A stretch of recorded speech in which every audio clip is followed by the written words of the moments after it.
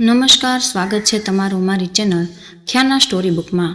મિત્રો, તમને અમારા વિડીયો પસંદ આવે તો લાઇક, શેર અને ચેનલને સબસ્ક્રાઇબ જરૂર કરજો। આહિરના દીકરી અમરમાનો ઇતિહાસ। અમરમાં સતદેવીદાસ અમર દેવીદાસ જેતપુર તાંબાના પીઠળિયા ગામના લખમણ ડવ અને કમુમાની દીકરી અમરબાઈ વિસાવદર તાંબાના શોભાવડલા ગામમાં પોતાના મોસાળ ચાવડા પરિવારમાં લાડકોડથી રહેતા। અમરબાઈની ઉંમર થતાં જમાનાને અનુરૂપ સારા ઘરેથી સગાઈના માંગા આવવા લાગ્યા। દીકરીના માંગા આવતા લખમણ ડવ અને કમુમાએ મોસાળમાં મોટી થઈ રહેલ દીકરીની સગાઈ સાથે તેના લગ્નની ઉતાવળ કરી। અમરબાઈનું બગસરામાંથી માગું આવતા સગાઈનો પ્રસંગ ધામધૂમથી ઉજવવા લખમણ ડવે તૈયારી આદરી। કમુમા પિયરિયાઓને સગાઈનું આમંત્રણ આપવા સાથે દીકરીને તેડવા લખમણ ડવને લઈ શોભાવડલા પહોંચી ગયા। પીઠળિયાથી દીકરી જમાઈ આવતા ચાવડા પરિવારમાં ખુશીઓનો માહોલ રચાયો। ત્યારે પિતા લખમણ ડવ અને માતા કમુમાને જોઈ હરખાયેલા અમરબાઈનો હરખ હૈયામાં સમાતો ન હતો। લખમણ ડવે શોભાવડલામાં 2-3 દિવસ મહેમાનગતિ માણી સગાઈમાં હાજર રહેવાનું સૌને ભાવપૂર્વક આમંત્રણ આપી પરિવાર સાથે પીઠળિયા જવા વિદાય લીધી। લખમણ ડવે જાતવાન બળદોને ગાડે જોડી રાસ ઢીલી કરતા રેવાળ ચાલે બળદોએ પીઠળિયાને માર્ગ લીધો। ગળામાં રૂમઝૂમ કરતા ઘૂઘરાના અવાજ સાથે પીઠ ઉપર શોભતી ઝૂલો સાથે બળદો એકધારી ચાલે આગળ વધી રહ્યા હતા। કમુમાએ અને અમરબાઈ સાથે લખમણ ડવ અલક મલકની વાતો સાથે રસ્તો ઉકેલી રહ્યા હતા। લખમણ ડવે બપોરનો સમય થતાં બળદોને બેઘડી આરામ કરવાનું વિચારતા આસોના આકાર તાપમાં વાવડીની સીમમાં સર્પક ઋષિનો આશ્રમ જોયો। આશ્રમની બાજુમાં આવેલ વડ જોતા રાસ ખેંચી ગાડું વડના છાંયે નીચે દીધું। બળદોને વહેતા ઝરણામાં પાણી પીવરાવી નિરળ પૂળો કરી પરિવાર સાથે બપોરે કરવા બેઠા। કમુમાએ પિયરમાંથી આપેલા સુખડીનું ભાતું ખોલતાની તેની સોડમ ચારે બાજુ ફેલાઈ ગઈ। લખમણ ડવે સૌપ્રથમ સુખડીના 3-4 ચોસલા ખાઈને ઓડકારો લેતા વડલા નીચે આરામ કરવા વાહો લંબાવ્યો। અમરબાઈએ મા બાપને આરામ કરતા જોઈ વડ સામે આવેલી ઝૂંપડીઓમાં રોગીઓની સેવા કરતા સાધુને જોતા તે ત્યાં પહોંચી ગયા।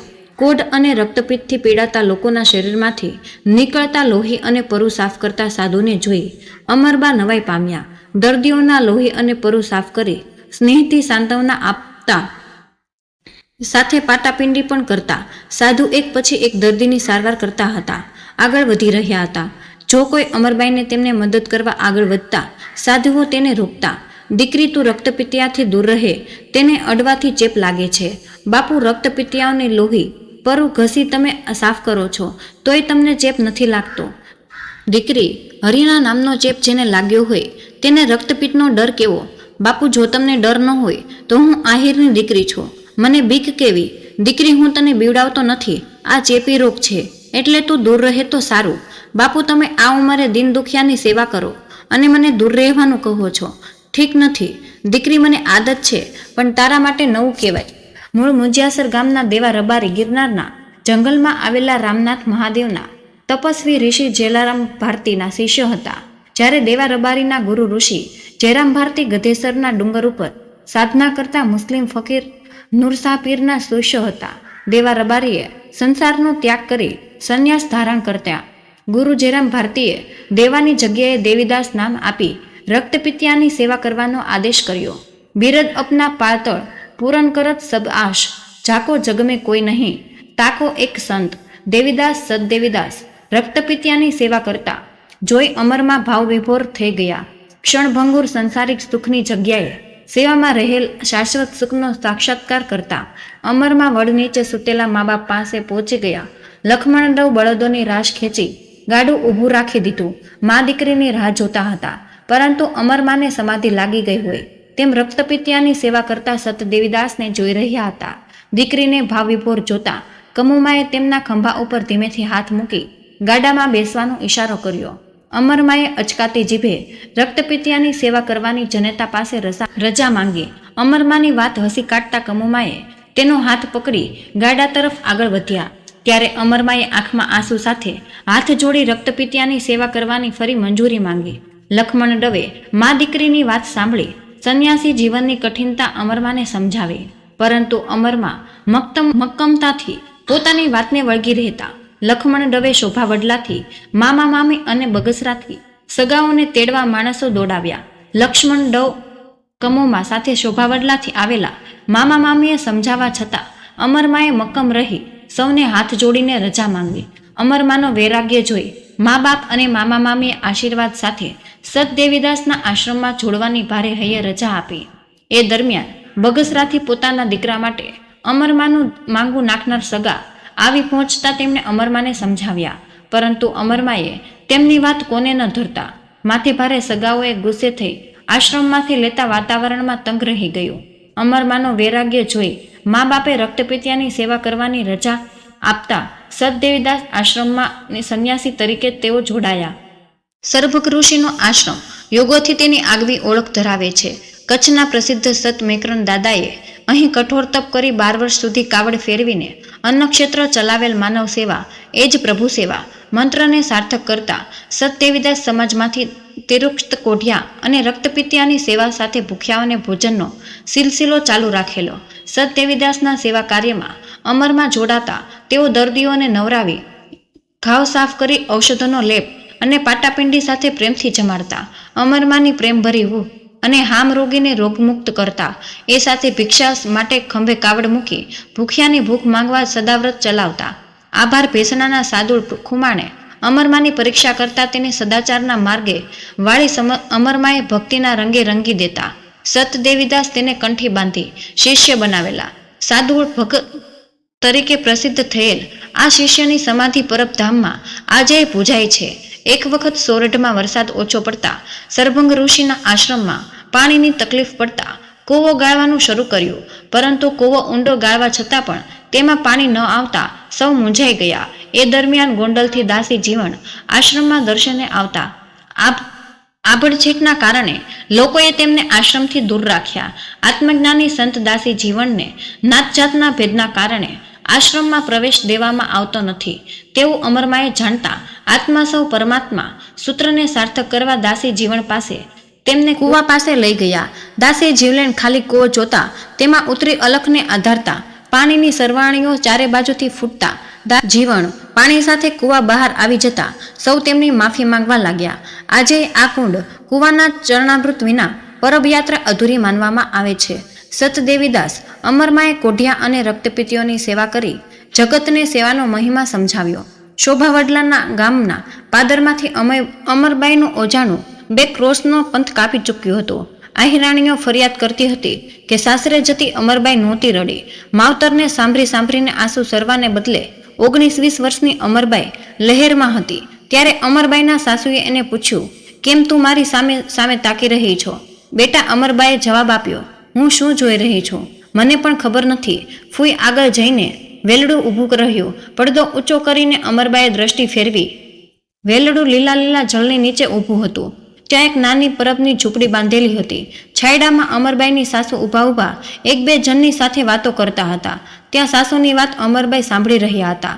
ભાઈ ચેતવણી દેવા આવ્યા હતા કે જગ્યાની અંદર કોઈએ ન જાય. ત્યાં દેવીદાસ બાપુએ જગ્યાને ગંધાવી મૂકી છે. એક કોઢ ડોશીની લાવ્યા છે. તેને સગા દીકરાએ રાખી ભેળા નહીં બમણા કરી દીધા. દરિયામાં હડસેલી દીધી. એમનાથી દેવીદાસ બાપુ બચાવીને જોળીમાં નાખી લાવ્યા છે. ત્યાંથી તે ડોશીની ચીસો અવાજ આવી રહ્યો હતો. ત્યાંથી સાસુ નવા ગયા અને કહેતા ગયા કે આપણે અહીં જાજુ રોકાવું નથી. અહીંની હવા બગાડી. હવે તો અમરબાઈએ ચીસોનો અવાજ આવતો હતો ને બાજુ જોયું તો બાવાજી રક્તપિત્તની રસીને ધોતા હતા. આગના ભડકા કરતાંય વધુ વિકરાળ એ રોગની સાથે અમરબાઈએ એક જીવતા માનવીને ગેલ કરતા જોયા. ડોશી પોતાની સારવાર કરનારને ચેતવતી હતી કે દીકરા, તારી ફૂલેઈ કાયાનું શું થશે? હે માં, તું તમારી જુવાનીમાં તમારી કાયા કેવી હતી? અરે બેટા, 2 હેલેય હું વાવના પાણી ભરતી. મને ગામના લોકો હોથલ પદમણીનો અવતાર કહેતા. બસ માં, તમામ દેહીનો એ જ હાલ છે. જુવાનીનો મેળ ક્યારેય ગંધાઈ ઉઠશે એની કોને ખબર છે? માં, હું એ વિચારી રહી છું કે સ્ત્રીનો દેહ શીશી નકર વેદના સહે છે. સ્ત્રીના શરીરને ચૂથવાનું અને ભોગની ભરપૂર માજ માંડતા, સાથે જ સ્ત્રીના ખોળિયાને ખપી જવાનું. હું પુરુષ તમને ધોઉં છું અને મને એમ જ લાગે છે કે હું અમારી પુરુષ જાતને પેપ ધોઉં છું. પછી ત્યાંથી દેવીદાસ જોડી માંગવા માટે નીકળ્યા. જોડી લઈને સન્મુખ બનતા જ સાધુએ અમરબાઈને ઊભેલી 2 હાથ જોડીને પગે લાગતી જોઈ અને દેવીદાસ બોલ્યા, તમે કોણ છો બેન? ક્યાં છો? બહાર ચાલો, અહીંયા છીએ અને અહીં થોડીવાર ઊભવા દેશો. અહીં મારું મન ઠરે છે. ભલે દીકરી બેસી જા, અહીં આવો. પરસાળમાં દેવીદાસ ગાય દોઈને દૂધ અમરબાઈને આપ્યું. પછી દેવીદાસે પૂછ્યું, તમારી સાથે કોણ છે? અમરબાઈએ કાંડામાંથી સૌને મઢેલી ચૂડલીઓ ઉતારવા લાગી હતી. થોડી વાર થઈ ત્યાં તેની સન્મુખ ચૂડલીઓની કાનની વાળીઓ, ત્યાં નાકની ચૂક, કપાળ પરથી સોનાની પાંદડીઓની, પક્ષમાં અણવટની ઢગલીઓ થઈ ગઈ. ત્યાં તો એના સાસુ અમરબાઈ, એમના ધણી અને બીજા 6-7 માણસોને લઈને આવ્યા. આ બધું જોઈને તે ચમકી ગયા. સદદેવીદાસે કહ્યું, આવો માં, તમે હતા માં, પણ કાઠિયાણીના નેત્રોમાંથી જવાબ તો જવાળાઓને જ દીધો. આ શું માંડ્યું છે તમે? પછી અમરબાઈએ કહ્યું, માથું ઢાક ટેરો ઘણી આવીને ઊભો છે, તેટલું તો વિચાર, તને આ દાગીના કેમ ઉતાર્યા છે? વેરાગણ અમરબાઈએ હસીને જવાબ આપ્યો, માં તમને સોંપવા માટે જ. માં કોને કે છો ને સોંપવા છે કોને? માં મારા આત્મન તમામ બોલ એક જ બોલમાં સામે ગયા છે. મારી ધરતી માતા ગોતે છે, ગોવાળ અને લેવા આવ્યો છે. આ તને શું થઈ ગયું છે? ત્યાં તો અમરબાઈની વારે દૂરથા બૂમ પાડી, તમે ત્યાંથી ખસી જાઓ, હું એક વેરાગણ અને એ ત્યાગીને સીધો દોર કરું છું. અમરબાઈએ તેમાં સામે જોયું. આવા રૂડા મોઢામાં એવા બોલ ના સામે. આયરનો મારે શું વાંક છે? સીધી નહીં થઈ શકું. લ્યો આયર, આ તમારા શણગાર, સુખેથી બીજે ચડાવજો. જુવાને અમરબાઈને છૂટી ગયેલ ચોટલાના કેશ ખેંચ્યા અને કહ્યું, અરે ઉઠ. હવે ભગતડી અમરબાઈને જ્ઞાન થઈ ગયું કે એ બેયનો પ્રેમ ફક્ત માલિકીનો જ હતો.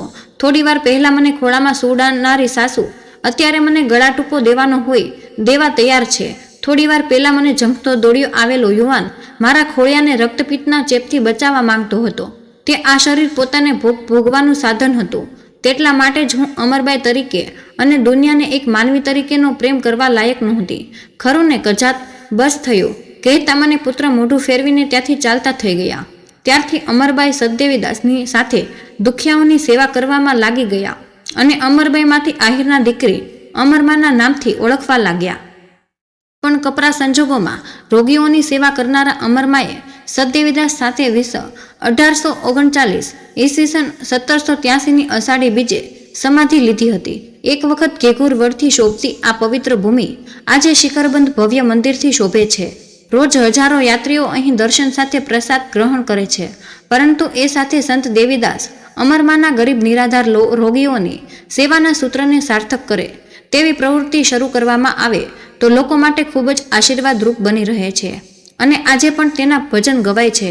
આહિરની છે દીકરી, જેનું અમરમાં છે નામ, એને લાગી લગ્ની, હરિના હરની, એને ભજીયા સુંદર શ્યામ. મિત્રો, અમરમાનો ઇતિહાસ તમને પસંદ આવ્યો હોય તો બીજાને પણ ફોરવર્ડ કરો.